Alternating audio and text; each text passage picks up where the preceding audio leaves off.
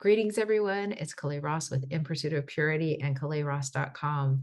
I love learning about chocolate and all facets of the chocolate making industry because chocolate cultivates connections. So join me on this journey. I'd love to have you come along with me. I hope you enjoy these videos. Everybody, greetings. This is Kalei Ross with In Pursuit of Purity and KaleiRoss.com. And I am so excited. I finally have the opportunity to connect with Estelle Tracy, who is a chocolate sommelier who is just completely rocking the chocolate world and making her mark in the industry. Thank you so much for being here, Estelle. Oh, thank you. That's a fantastic mood boosting intro. It's very well warranted because for those of you who don't know, Estelle has really made her mark in the industry. And if you don't mind, Estelle, I would love for you to be able to share how 37 chocolates came to being because it's an amazing story. Yeah, well, thank you. Thank you for asking. So we're gonna go back to the beginning of this chocolate story. The year is 2015, and at the time I can see, so at the time I'm employed in a ERP software company. I have a corporate job. I've been at the same job for the past 10 years in 2015. And I always joke saying that when I left that job, I kept the friends. And March 2015, I see, like, I knew 2015 was the year I was going to leave. And I really had a hard time picturing what my after that job looked like. Knowing that, and I really want to start there because, I find out when we talk about business or business, I think the person telling their story doesn't always share what their personal situation is like, which I think it's like it impacts the choices that we make so much at time.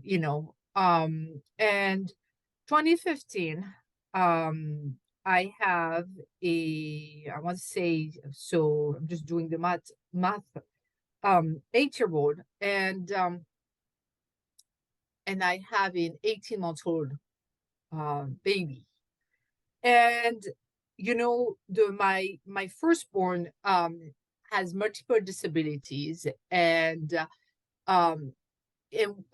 really the challenges is that it's really hard to find the right caregivers, especially in the summer. And I know there are camps for children with disability and all that, but like without getting too deep into her for literal special needs, I just knew, like, we talked with my husband, and I had only been, like a corporate, and I had always been an employee my entire career, and at that point, and this is the first year, 2015, we have a real situation with care for my oldest daughter in the summer. Like, that is real problem. And so I'm having some very physical manifestations that I cannot stay at this job for long. I had originally aimed for, my original plan is I'm going to leave in June, and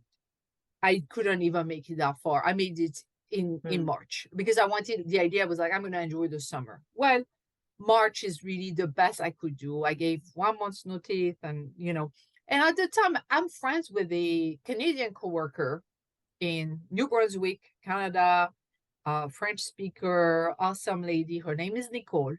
And early March 2015, she's turning 50.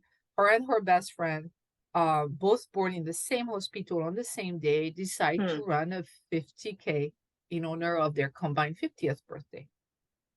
And I looked, like, they FaceTime me from New Brunswick at the end of the run, and just the face, their faces just was like everything. It just captured all the amazing emotion that they felt.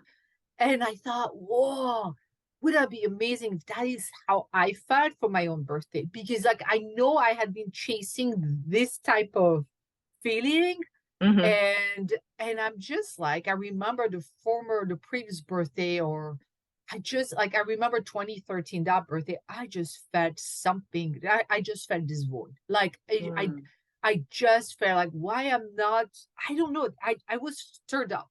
So very long story short, at that point, I decided that I would sample and review 37 chocolate bars in honor of my 37th birthday. So at that point, I have left the corporate job. I self published a book for French people living in the US.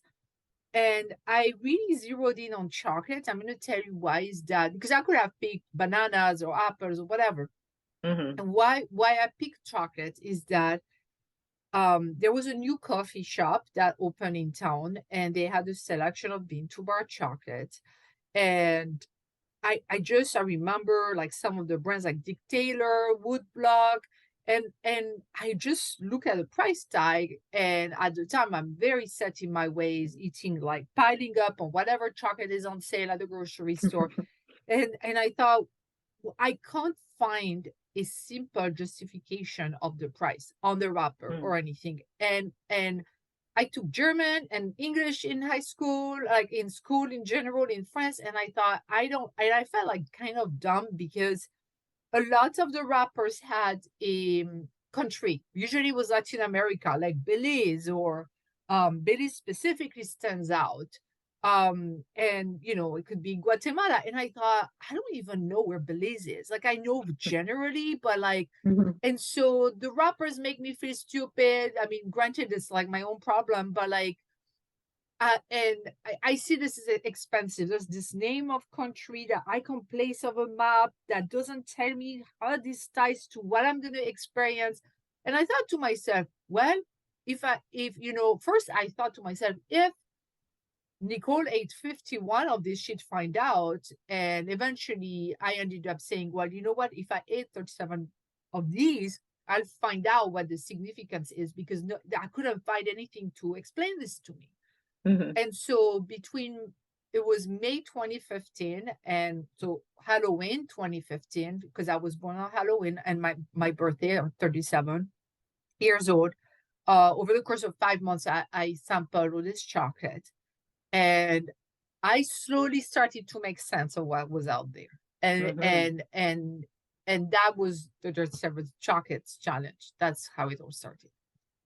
What an incredible epiphany and journey all at the same time. My Mhm. goodness. So 37 is a significant year for you and for us because as a result, we now have 37 chocolates and we get to learn so much from your journey. Mhm. Tell us more. I know that you are a chocolate sommelier, and of course, we all have these preconceived notions of what that's like. It has a already has a fancy sounding name, right? Mhm. And you pair that with chocolate, and so we have these great ideas of what that is like. But tell us, what is the life of a chocolate sommelier like?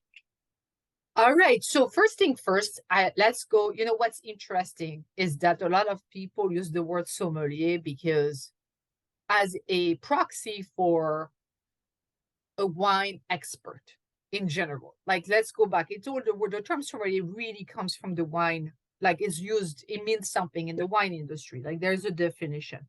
And that definition is it's a role, it's a title that is granted to somebody who is serving wine in a hospitality setting. And I would take a highlighter and really highlight the word hospitality setting. And so I was really inspired to use that term from Sophia Ray from Projet Chocolat in Nashville, who had Mm, been calling herself a chocolate sommelier.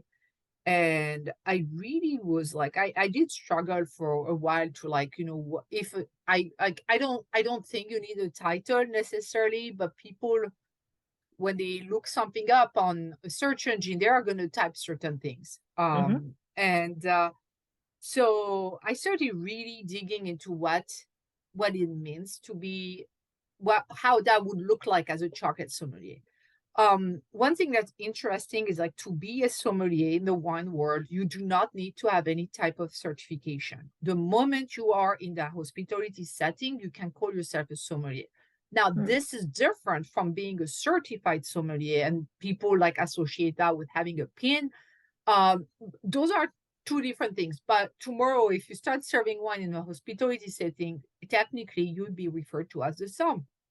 So um my life today is like, now that I feel like I really have an established business for past couple of years, I feel like things are starting to really have really taken shape. It really depends on the season. um and I would say like in February, which is one of my busiest season, and now that we are in a kind of where lockdown is kind of behind us, um there are different aspects to that job. um Depending on the day, so on February, I would say my role would be split between communicating with the client on what well, let's go back to what kind of things do I do, what is really my job looks like. So I host, very, to be specific, I host chocolate tastings. And I do that. I started by co-hosting wine and chocolate pairing events pre-COVID. And it was interesting because I learned so much about wine. I knew close to nothing about wine. And I always say that chocolate gave me the gift of wine. And not only that, it because I was collaborating with so many people in the wine industry here I'm based in the Philadelphia area. So I work with wine industry, like mostly wine uh distributors or winemakers, and I learned so much from them. So I co-hosted this wine and chocolate pairing event, and now I'm back to doing that at certain times of the year. In February, Sundays I would be working with a, um, a winemaker to come up with a tasting, come up with the pairings beforehand. Then on a Sunday, I'll be getting ready and co-host the event for the people who show up. So that will be on a Sunday. Most of my time, however, is still doing hosting online tastings, and that takes quite a bit of my time. So I try to, I really want to emphasize that this really is my full-time job. And what I try to mean by that is like, this is a business for me. And I mean, yes, I have the passion, obviously, and like I could not have weathered the past few years if it wasn't for actually really caring about the subject matter. But um there, I always uh pitching my services to companies that may need it, or trying to revive relationships if they were pre-COVID, they were in person, sending emails, trying to figure out what kind of events we can plan, rescheduling if needed, coming up with agreeing on the price. Like, there's a lot of back and forth. So that's a kind of Mhm. the behind the scene that I think a lot of people don't think about, because they want to think that there is such thing as a perfect job. But that takes a lot of my time. All these operations, the back and forth, the trying to figure things out, the invoicing, that happens beforehand, and I do Mhm. that. Then for the online tastings, I so 37 Chocolates has its own inventory, chocolate inventory. And um when I have a client who wants a virtual tasting, if the attendees are based solely in the US, I will ship the chocolate directly to them using the inventory that 37 Chocolates has. So um, I have somebody helping me on an ad hoc basis to prepare those chocolate kits. And then my job is to, put them together, make sure that, nobody needs ice packs or anything. And I process those, I I prepare those kits, put them out. Then over the next few days, I'm going to make sure everything arrived, following up with the client. Did everything come? If it didn't, I send a replacement, and so on and so forth. And then on the virtual tasting, what I'll do is host a 1 hour. As usually it's very well timed. It's 60 minutes and there's no going overboard. Or sometimes it's actually, I think the record low was like 9 minutes I had to do of it. That's a whole other story. But usually it's 60 minutes and I host the event and voila. And then I repeat, with other clients.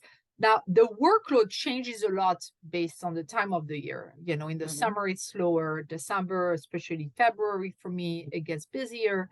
And I really want to stress, a lot of my job is making sure that I have a constant flow of clients so that I don't have in February where I'm going to be busy, I cannot, I need to carve out time to pitch, to make phone calls or whatever, making sure that I'm preparing revenue for March, April, and so on. So that, everything like that. So that truly, that takes, that does take a lot of my time. And when it's in person, it's exactly usually Sundays. And I host two types of ticketed events. I have two types of virtual events. It's those that are corporate, where I ship the kits and all that and do on Zoom. And then those that are open to the public that happen every month or every other month, depending on the time. For those of you who have not been tuning in and watching Estelle's journey, I still remember a picture of you with all of your chocolate tasting kits being sent out through the USPS. This woman is busy. So as we talk about this journey of yours with your chocolate business, tell us what is perhaps maybe the biggest lesson that you've learned through this journey, if there is one or a couple of them. There is a whole book of them. I mean, the lessons never stop because the mistakes never stop somehow, or So true. I think at this stage, since the moment, I'd say if I were to share a lesson, which, sometimes I am with somebody who's getting started, is trying to figure their way out in chocolate or, otherwise, what the biggest lesson is that, I've been in chocolate since 2015. My first tasting I hosted in 2016 and things starting to fall into place in 2017. What I find is very interesting is that at the beginning, when we want to get into this type of work, I think we put a lot of emphasis on getting trained right and be a subject matter expert. And we should be, to be fair, we should really be worried about the subject matter expertise. Now, the question becomes, how deep do we need to go to be doing what we're doing? And what is the this is, I think the best way to put it is that running this as a business is more than being a subject matter expert. And I would always caution people who want to do this because they love chocolate or they want to share it, to understand that you liking chocolate or be passionate about it isn't the same as you running this like a business and being professional and getting back to your clients on time. And when the client says, I want a 22-minute tasting, you are sticking with 22 minutes. Making sure that everybody gets their kits on time, that it's not melted, that all these different aspects that go way beyond what does this chocolate taste like, right? Do they have this type? And I would argue that we all have to find for ourselves what is good enough as a subject matter expert when it comes to chocolate tasting, like the actual act of tasting the chocolate and being, getting the right training or certification or whatever, however you want to do it, and really make sure we know all the other parts, the accounting, the marketing, the sales, and that to me is the difference between somebody who's excited about chocolate, is a chocolate enthusiast, and somebody who really wants to host tastings or be in the world of chocolate, for a living. Mhm. That's the thing, that's like, be careful, don't get too deep. Like, is it really going to move the needle for you as a business? Mhm. Do you need that level 3 certification? It depends what you want, but maybe you should take some marketing classes instead. So Mhm.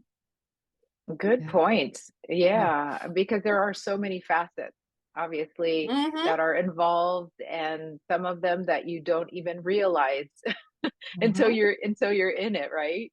Yeah. Like right now, where, like, to give an example, it feels to me that nobody likes doing all the paperwork, the bookkeeping, and blah blah blah. Which, yeah, it's not fun. It's not fun unless we are in that content. And it's funny, I used to be a numbers person in my old life because that's really a lot of what I was doing. But it's switching, like, let me go back. Like, for instance, like, I just filed my paperwork to change the status of my company from LLC to S Corp. And you have to talk to your accountant and see, like, does this apply to me? And you know, I mean, it's very important, and we don't talk about that aspect of this on social media, right? Mhm. So yeah. Yes. There are so many facets to the Yeah. business. Well, I am curious because I want to make sure that we have time to talk about your ebook. Tell Oh us yeah. about your ebook. You mean the French one? Yes. All right. So yeah, I've done a lot of different things, but all right. So it is also a real book, like an actual paper book. So I just but it started as an ebook. So in 2004, I started one of the very first food blogs in French language. This was a time where there was no e-reader, no smartphone, no social media. It was really like, and you could not make a living from your blog at the time. Things changed, but not at the time. And I started it as a food blog, and very quickly I realized that um my style of cooking was very simple, but what really was interesting to me is um understanding ingredients in both France, where I'm from, and the US, where I've lived for the past 20 years. Because if you understand the inherent differences of why US flour behaves differently from French flour, why, you know, why, what exactly is creme fraiche and why you can't replace it with sour cream, like, you just avoid so many mistakes and you can Hmm. make adjustments. And um 2000, I want to say 2006, I went deep into the research, being on the US website, and what's the requirement for that, what's bittersweet chocolate, what's semi-sweet chocolate. And I put a bunch of blog posts, 3 blog posts, dairy and baking ingredients, um, on my blog, which I then bundled up as a PDF. This was again before ebooks, but um, it was kind of like a crash course, and the PDF did so well, to a point where 9 years later, people, like, I actually reconnected with a childhood friend that I had lost track of because somebody recommended the book to her. And yeah, 9 years later, people still talked about it. And not only that, over the course of 9 years, people said there should be a chapter on this and a chapter on this, on potatoes and meat and organic. And so they just gave me the whole table of content. And when I left my corporate job in 2015, I knew I was ready to really, the PDF, the original 12-page PDF was free. I was ready to monetize it and create something really good that I would charge money for. And that was really how I started kind of making money from the work that came Hmm. from me, like, directly. And so I remember it was April 7th, 2015. That comes out, 52-page PDF, no illustration. I do everything on Microsoft Word. No cover page, just the logo I had at the time with the name um yeah, it covers everything from the dairy, baking products, the meats, how is a like a cow cut in France versus US and all that. And I published it as a print because people wanted that. And the book is now at the very end of like, I still to this day, it's been 7 years, almost 8, um still sell books to this day. People ask me for it. um and I did a Kickstarter to pay for the print. And once this run is out, well, uh it will be its fourth print. So Well, see, it's a book that people need to have because it's something that obviously what I found so fascinating is it's so true. There are so many differences as far as ingredients and mhm, getting certain ingredients from the native country and how different it is from here. yeah, Flour is not flour no. and things.